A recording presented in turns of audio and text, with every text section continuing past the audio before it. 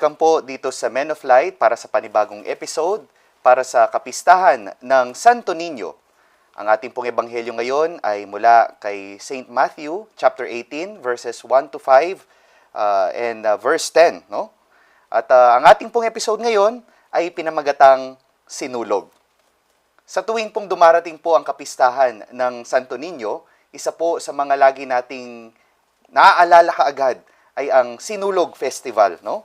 At whenever we hear the word Sinulog, we immediately think of joy, music, movement, and color. Pero alam niyo ho ba na ang Sinulog ay higit pa sa isang pagdiriwang lamang? Ayon po sa isang kaibigan ko po na pari, na sinabi niya po na ang salitang sulog means flow or current. Napakagandang simbolismo, lalo na ho sa ating pananampalataya. Kung titignan ho natin yung galaw ng sinulog, para bang simple lang siya, no? Very basic. 2 steps forward and 1 step backward. Simple yet profound, ika nga. Pero kung iisipin, di ho ba, ito rin naman ang galaw ng ating buhay? Hindi ho laging linear yan. Hindi ho laging forward. Yet, paalala na ang buhay, we always have to move with grace. Ito po ang tinuturo sa atin ng Santo Niño, to dance in the rhythm of faith.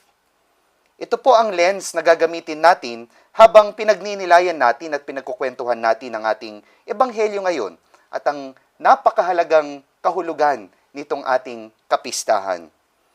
For the first point po ng ating pagninilay, we will reflect on the invitation to dance like a child. Yung pagsasayaw sa buhay na malaya, masaya, at nagtitiwala. For the next 2 points naman po, ating naman pagninilayan ang galaw mismo nitong sayaw na sinulog. 2 steps forward and 1 step backward. Bago po natin ituloy ang ating kwentuhan, ating po munang pakinggan ang ebanghelyo para sa kapistahang ito na babasahin po sa atin ni Judge Jovay Rosario Mercado.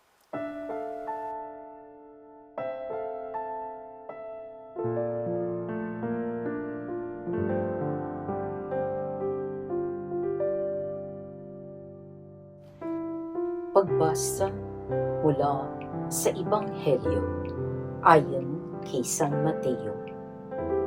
Noong panahong iyon, lumapit kay Jesus ang mga alagad at nagtanong, "Sino po ang pinakadakila sa kaharian ng langit?" Tinawag ni Jesus ang isang bata, pinatayo sa harapan nila at sinabi, "Tandaan ninyo ito, kapag hindi kayo nagbago at tumulad sa mga bata, hinding-hindi kayo mabibilang sa mga pinaghaharian ng Diyos. Ang sinumang nagpapakababa na gaya ng batang ito ay siyang pinakadakila sa mga pinaghaharian ng Diyos. Ang sinumang tumatanggap sa isang batang ganito dahil sa akin, ay ako ang tinatanggap. Ingatan ninyo na huwag hamakin ang isa sa maliliit na ito. Sinasabi ko sa inyo, sa langit, ang kanilang mga anghel ay laging nasa harapan ng aking Ama." Ang mabuting balita ng Panginoon.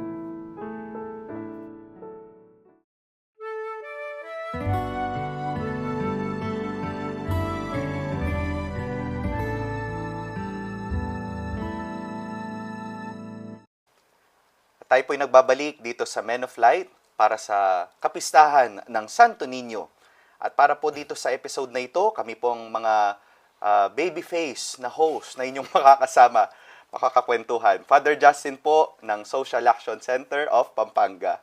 Ito si Father Deo Galang. Magandang araw po. Let us enjoy this gospel celebration. Bong Roque po, kasama niyo po dito sa kapistahan ng Santo Niño. Ang tawag po dyan, Senyor Santo Niño. Ako po yung senior na Santo Niño. Welcome po sa Men of Light. Masaya po ako na kasama ko kayo dito sa napakagandang pagninilay natin at kapistahan na ito, no? Punta na ho tayo sa unang punto. Sabi po ni Jesus sa ating pong gospel, no? Unless you become like children, you will not enter the kingdom of God. Ito pong unang paalala sa atin that a child knows how to dance freely, without fear, without calculation, and without worrying about being judged. Pero madalas ang nakakalungkot po na balita kapag habang tayo tumatanda, we become more calculating and more self-conscious. We begin to fear mistakes and even in our faith.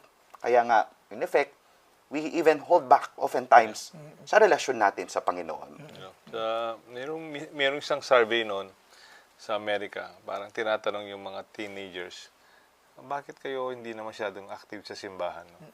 Bakit Catholic to? Why are you veering away from the church? Yung ng kabataan, yung parang they are too righteous. And parang yun, it is measured, no? Maybe the freedom of the spirit to see ourselves also. To ako nare-realize ko ito sa simbahan kasi may uniform, may liturgy, may schedule, may dapat na ganito. Pero sometimes we lose the natural part of our faith. No? Even Jesus himself, no? They were eating during the Sabbath, kasi gutom yung mga kasama niya. Yes. Along the way, they took some of the grains and they ate. That we should, on one part we could be measured, but on the other side, we don't have to, di ba? Kaninang nagkukwentuhan po kami before this taping, may kaibigan kaming judge, no? Very different yung perspective niya. Kasi very relevant ito ngayon. Yung isang pari daw nag-announce, check yung mga bata, maingay masyado. Maingay. Maingay sila, mga bata. Siguro talaga maingay naman. Sabi daw sa wife na, mabuti nga, nandito sila. Mabuti nga, nandito yung mga bata. Oo nga naman, no? It takes a lot of effort to bring the children to the major production yan, no? Yung bibihis yan. That kind of attitude will also be in our heart. Yeah, that's so nice. Nabanggit na rin ni Among Deo yung mga kabataan. Ito actual, kung gusto mong tanong, Among Justin and Among Deo, bakit hindi kinakasal yung mga marrying age na dapat nung time ko, at least time natin siguro, no? O mas pinakabata si Among Justin dito. Isa lang ang sagot nila. Hindi pa sila sigurado, gusto nila makaipon muna, magkabahay muna, magkakotse, makapag-travel, makapag-ipon. In other words, nawala yung portion that they rely on God for others. Yung okay naman mag-prepare, okay naman magplano. Kaya lang yung parang surrendered to God for this, kung talagang ito na yung papakasalan mo, nawawala na yan. The faith part. The faith part.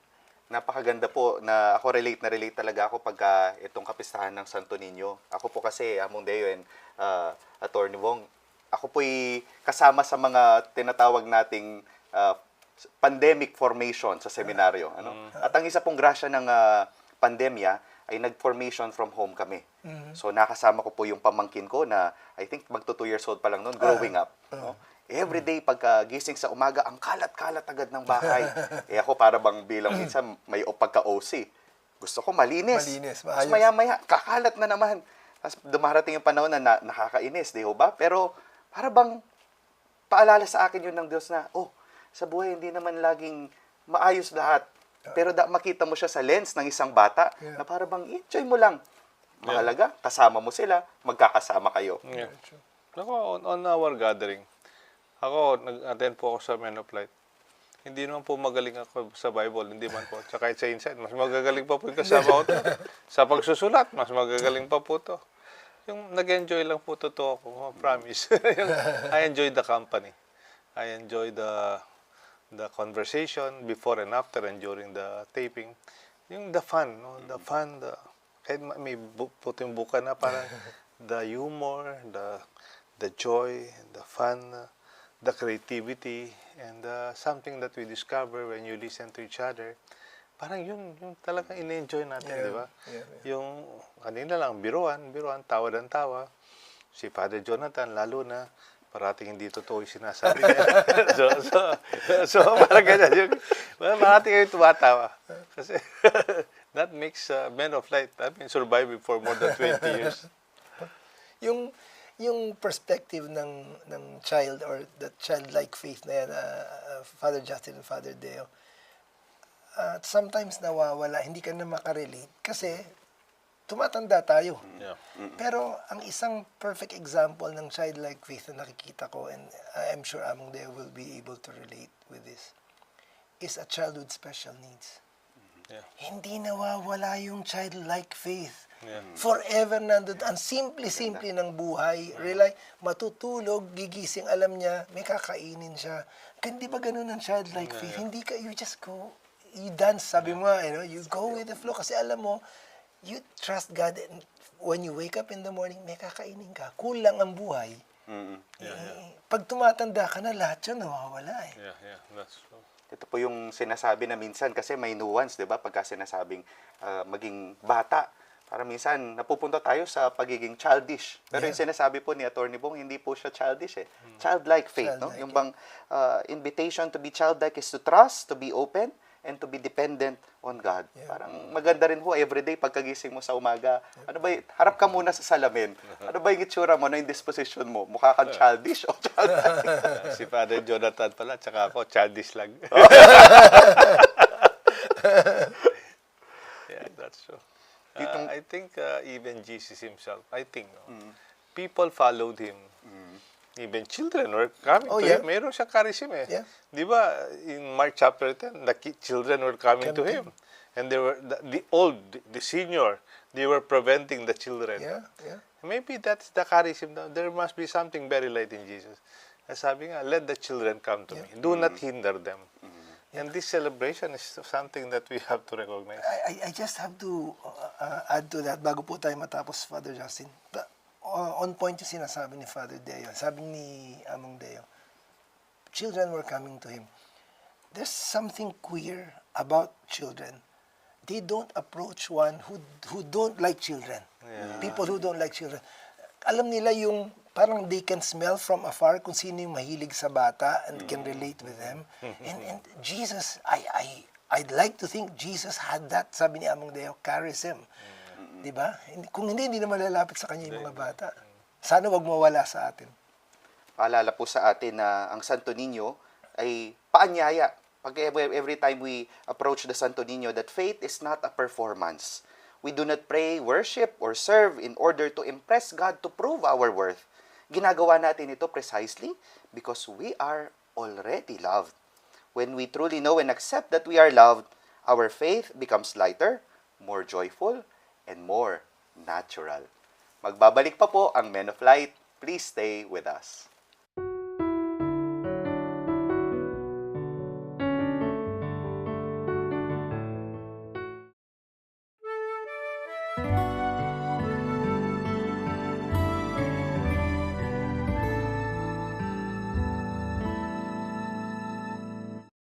Tayo po'y nagbabalik dito sa Men of Light para sa kapistahan ng Santo Niño. At ang ating pong episode ngayon ay pinamagatang Sinulog. At kasama niyo pa rin po ang mga baby face ng mga host ninyo para sa episode na ito, Father Justin, Father Deo, at si Attorney Bong. Kung pong kanina, pinagnilayan natin yung Dancing Like a Child, ngayon naman itong last two segments natin, palalalimin natin ang ating pagninilay sa pamamagitan ng pagninilay dito sa dalawang steps ng sinulog. Yeah. Moving forward, 2 steps forward, and 1 step backward. Sample. Kanina po pinapractice ko talaga yung bago po tayo mag-taping kaso parang hindi ako nagda-dance like a child. Si Apong John po kanina nagda-dance po ng like a child talaga. Makita natin Kuha-kuha. mamaya. Makita ho natin mamaya si Among John. Sa ating pong gospel, the disciples asked Jesus who is the greatest in the kingdom of heaven. And in response, sabi po ni Jesus, ito yung bata, no? Pinakita niya yung isang bata, yung halimbawa niya. Hindi niya man sinabi, o ikaw, Pedro, kasi ikaw ang pinakamagaling. O ikaw, hindi, no? Pero isang bata po yung kanyang inilagay in the midst of the disciples. Para bang paalala na greatness is not about reaching the top or being better than others. It is always about moving forward, pasulong. Yeah. Napansin ko itong faith natin, hindi naman parating childlike, no? We immediately mature into our experience. Even difficult situations, painful circumstances can also be opportunities for us to grow, to step forward. Minsan kasi, ang karanasan ko lang sa parenting sa tatay ko, nung seminarista po ako, pumasok ko sa seminaryo, bata pa ako. Tapos pumasok na ako sa seminary, ilang years wala ako sa bahay, na hindi ko talaga matagal nakasama ang tatay ko. So maybe a few weeks before our ordination, binigyan kami ng break. No? So nagka-break kami. Maybe I was at home, siguro mga 2 weeks before my ordination, to prepare for. Nasa bahay ako. Ang tatay ko, nandun sa dirty kitchen namin, nagwawalis ako. Tapos tinitignan ako ng tatay ko. Ay, nagsisigarilyo yung tatay ko. Oo. Wag mo masyadong itas yung walis. Yung alikabok, tumataas. Tapos, oo. Kunin mo ng dustpan para isalubong mo na para hindi mo nalabas na. Oo. Tinignan ko yung tatay. Pa, next week, ma-ordain na akong pare. Kaya ko na to. Ako na. Just do what you're doing. Sabi ko. Sorry, kinabaw sa tatay ko yun. Pero I felt my father missed the time that I was growing. Parang feeling ko lang, no? Wala naman sa tatay ko. Parang baka kala niya I'm the same young boy who went to the seminary and there was a many years of gap na maybe that's not, no, na there's a lot of difference in between. Maraming mga ganyan experiences dahil ako I'm a father. Tama si Among Deo nakikita ko 'yon. Parang they don't grow, as a father, from the point of view of a father, parang your children don't grow up. You always see them as the bunso. You always see them as kailangan ng alalay. Your daughter. Yeah, a daughter. Ito, I have a confession to make. Kanina lang nangyari ito. Kanina lang. Sinasabi na kasi ni Among Deo yung experience na ganun. I have a daughter, fifth, by the way. 6 kasi yan, yung fifth. She's already in college. Magaling yan, no? Nakilala ni Among Deo. Genius yan, no? May pupuntahan daw siya with her classmates. Okay, fine. Pero sasakay daw ng sasakyan. Alam yung ginawa ko. Kasi tingin ko bunso pa ng babae. Hinatid ko pa. Sabi niya, Dad, kaya ko na mag-commute, okay naman ako. Nag-insist pa rin ako. Yung ganun ba na, hindi ko na nakikita na, that eventually, kaya na. They would also grow. Like in faith. Ito yung sinasabi niya, Father Justin. Sa faith, ganun din. You don't remain to be, sabi niyo, grade 1 in faith, di ba? Hindi naman. You also grow in faith. Yan po yung isang katangian ng Santo Niño. Yes, naging bata ang ating Panginoong Jesucristo. Pero, klaro doon po sa last line ng gospel na ginagamit tuwing year C ng ating liturgical yung mga readings natin, no, yung sa St. Luke. Sabi niya, lumaki ang ating Panginoon in wisdom, in age, no, at naging kaaya-aya siya sa harap ng Diyos at ng tao, no. Minsan ganyan din tayo pagka para bang kung magbabalik tayo doon sa una, ayaw nating sumayaw, para kala natin kontento na tayo, doon nagsisimula yung hindi ka na nag-grow. Nagiging stagnant na lang, lalong-lalo na sa pananampalataya. That's very true. I think even in our faith, we have to recognize after many centuries, ang ating simbahan matanda na rin. Though we still children of God, but we have to recognize among our people, there's so much depth in their own faith expressions. We don't always act as if they are little children. No? And guilty ako dito bilang pare, kaming mga pare. We might always feel that we are better than them. That's not true, no? Kung siguro mangaral ka ng konti, pero only to share that reflection. Not only to tell them this is what you should do. Because in a way, we all grow together in faith. Yung hindi lang ikaw. Even them, in their own experience. Even in our reflection, kami po sana correct us kung Yeah. kaming masyadong preachy, no? And only to recognize what you already know. And I feel we just only have to confirm or affirm or compliment to what we already share as we grow. Yeah. That's very true. Tayo rin kasi, Father Justin and Father Deo, hindi lang yung mga kaibigan natin ang mag-grow, pero tayo rin, actually. Tayo rin in faith. Kahit po kami dito sa Men of Light, sabi nga ni Father Deo kanina, we need that growth in faith kasi at some point, nagiging kampante. Yeah. At pag naging kampante, medyo dangerous yun. I'll give you a perfect example. Minsan sabi ni Among Dia, naging preachy tayo. There are times that the people we minister to don't need to be preached. Yeah. They don't need words. But that's part of growth. Meron akong kaibigan na may pinagdadaanan recently. And, I cannot console them with words. But part of growing in faith is just hugging the person, being silent. That's ministering already to the person. Na-realize ko lang po yung gospel nung Monday, before nitong Santo Niño. Yung tawag ni Simon Peter and Andrew, and then James and John on the other. Si Simon Peter and Andrew, they were casting their nets when they were called. James and John, they were mending their nets when they were called. Sometimes we don't have to even to preach or to cast the net.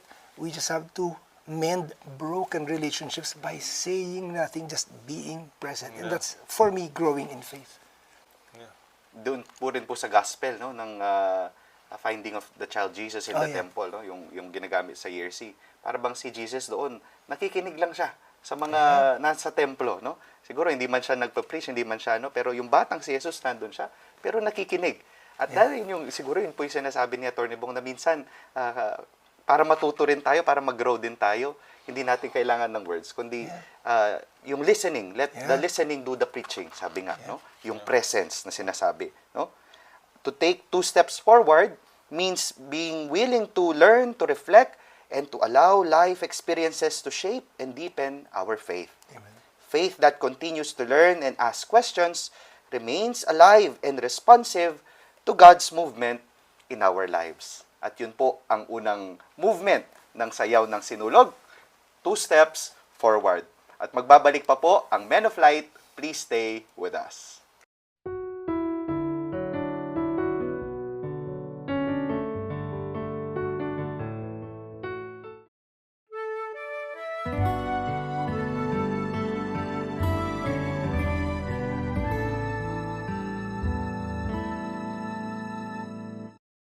Tayo po'y nagbabalik dito sa Men of Light para po sa ating episode na pinamagatang Sinulog for the Feast of Santo Niño.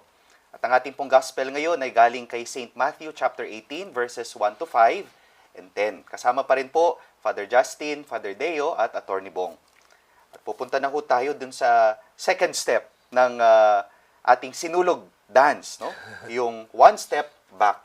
Kung siguro pong papansinin ninyo, konting Bible study, parang may naligaw na verse 10 doon sa ating gospel, no? Right. Parang yung context noon, sinasabi po sa atin na si Jesus speaks of a loss of the shepherd who leaves the 99 to search for the one who is lost. From a human perspective, para bang ito ay isang step backward, no? An interruption of progress. But in God's eyes, ito po ay isang holy courage. Ito rin naman ang paanyaya sa atin, di ba? When we love in our faith, it demands that we stop moving forward in order to save a person who matters deeply to God. Yeah.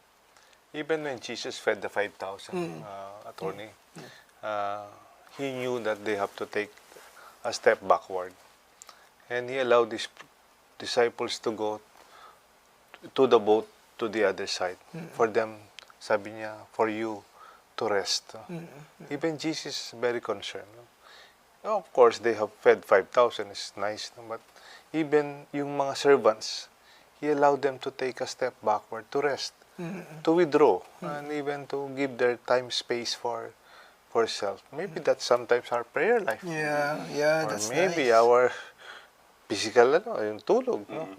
Otherwise, you cannot give yourself fully. Sabi nga, nung isang nabasa ko, yung caregivers principle, caregiver po, mga caregiver, 12 principle of caregivers. Yung number 1 lang yung naalala ko. Sabi, the best way to be a caregiver is to take good care of yourself.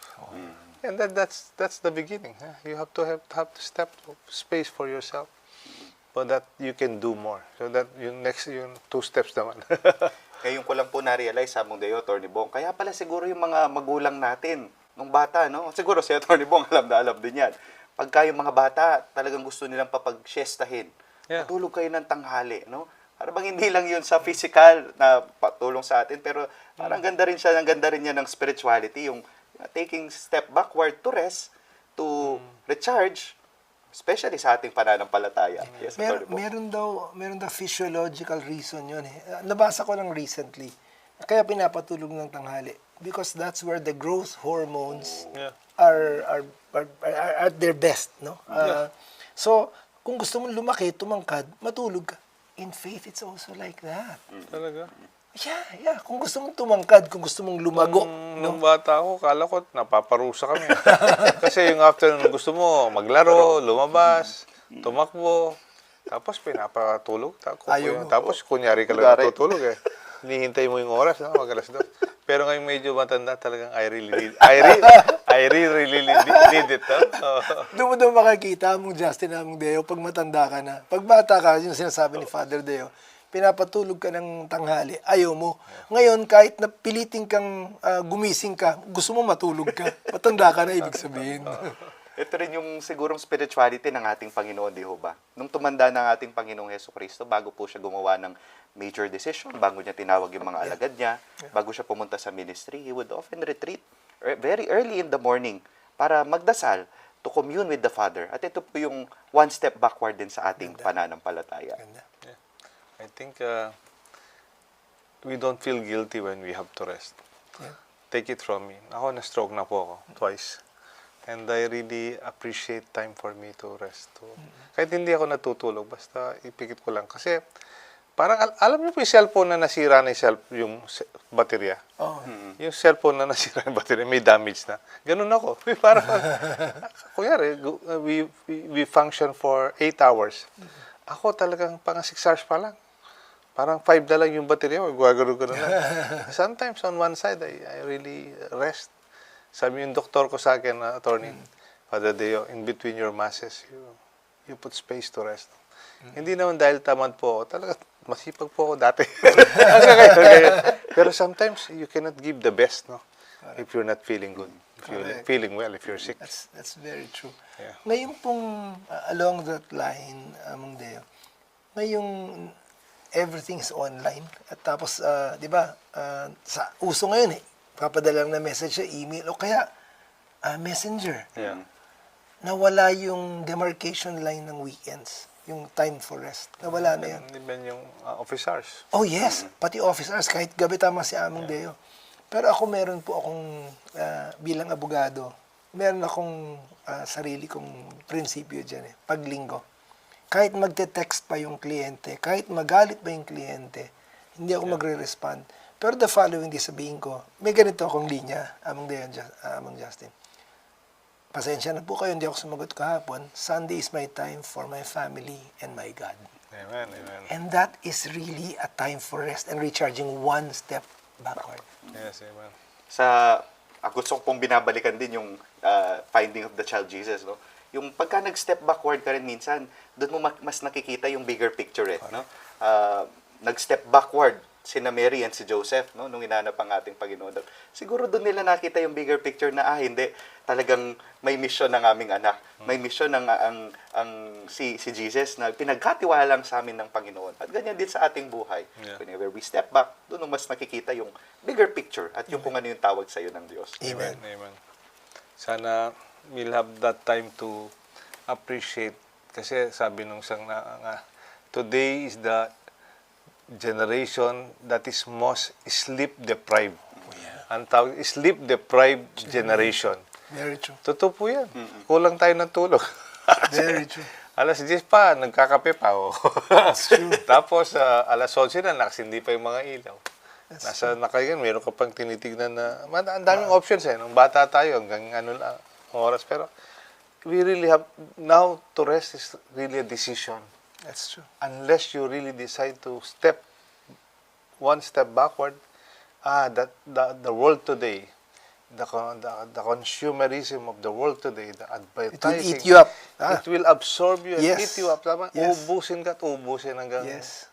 ma-realize mo, may sakit ka na. Yeah. Ang ganda po, talagang napakagandang pagnilayan ng dakilang kapistahan ng Santo Niño. Pero paalala po sa atin ng ng ating second step ng ating sayaw, ang tanda ng malalim at lumalagong pananampalataya is knowing when to move forward and when to pause for the sake of love. At magbabalik pa po ang Men of Light. Please stay with us.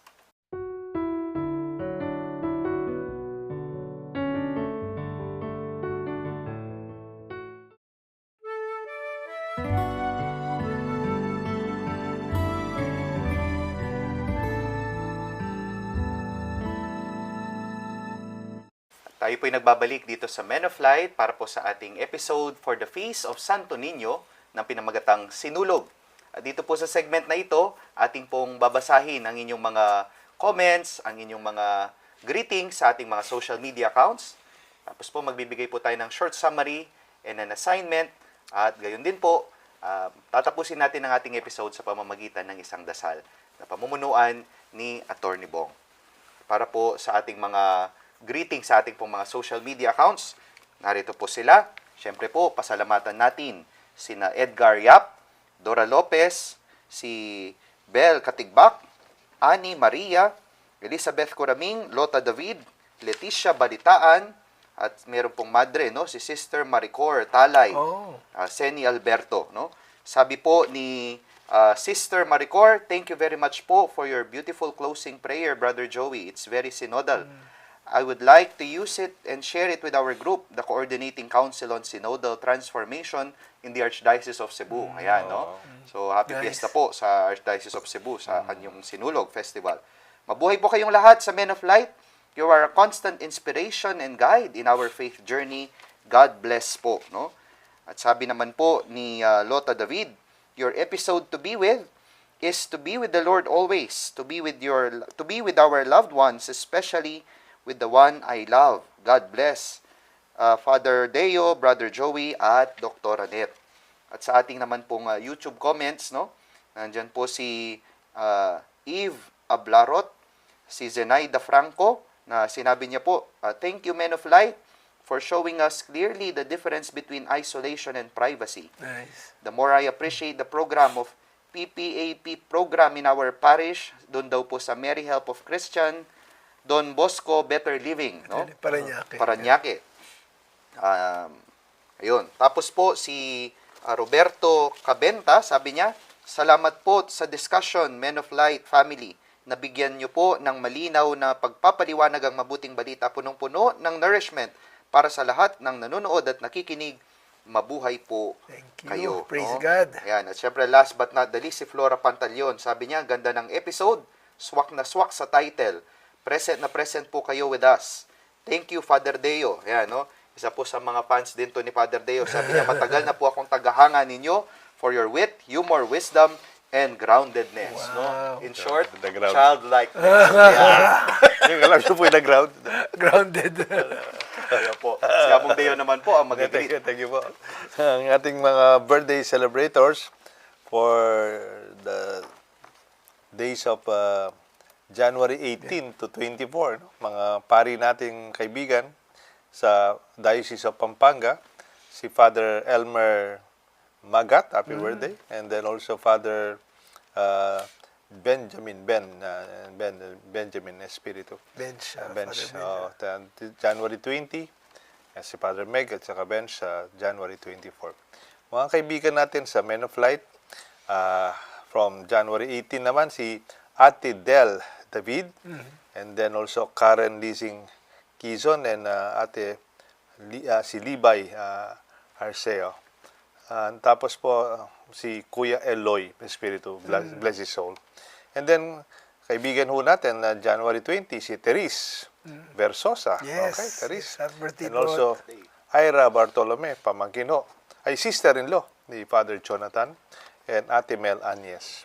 And then, January 19 uli, si Ronil Licayan, Ruth Lapid Hill, Luis Purawan, bless his soul, my classmate, and then Dr. Jim Organo. And then, January 21, birthday po ni Tamtam Leasing, na Tatang Pamintuan, God bless his soul. And then, January 22, Rosario Baby Coronel, happy birthday, Tita Baby. And then, Jack Sembrano and Franklin Leasing, we bless their souls. And then, January 24, birthday po classmate ko si Archie Reyes at Ate Baby or Macrinita Gopez. God bless her soul. Ito po yung ating mga kaibigan, men of light that we greet and pray for. Thank you po, Father Deo, no? At para po sa ating short summary, no? Napakaganda ng placing ng kapistahan ng Santo Niño. Sabi ko nga po kanina, ito po yung bonus celebration natin after the Christmas season, pero nasa ordinary time na tayo ngayon. Na hindi po siya linagay ng December, kundi January, no? Para pong isang napakagandang paalala na sinasabi sa atin ng Diyos, dalhin ninyo ang Santo Niño sa buong taon ng inyong buhay, no? Sumunod tayo sa sayaw ng sinulog, sa sayaw ng pananampalataya. Today's feast invites us to dance the sinulog of our faith. Childlike trust, mature in understanding, and wise enough to pause and discern. Sabi nga ho ng steps ng sayaw ng sinulog, 2 steps forward and 1 step backward. Pagka ginagawa natin ito, tulad ng Santo Niño, patuloy tayong lalago sa karunungan, sa gulang, sa biyaya, sa harap ng Diyos at ng kapwa. At para po sa ating simple assignment ngayon, siguro I invite you over the weekends, no? O kahit na yung gabi lang, pagka-uwi ninyo sa trabaho, sa mga nagtatrabaho nating listeners, to do something childlike, no? Manghiram kayo sa mga coloring books ng inyong mga anak or apo, tulungan nyo silang magkulay, o kaya kumanta kayo, sumayaw, kung meron hong playground malapit sa inyo, and just enjoy the moment.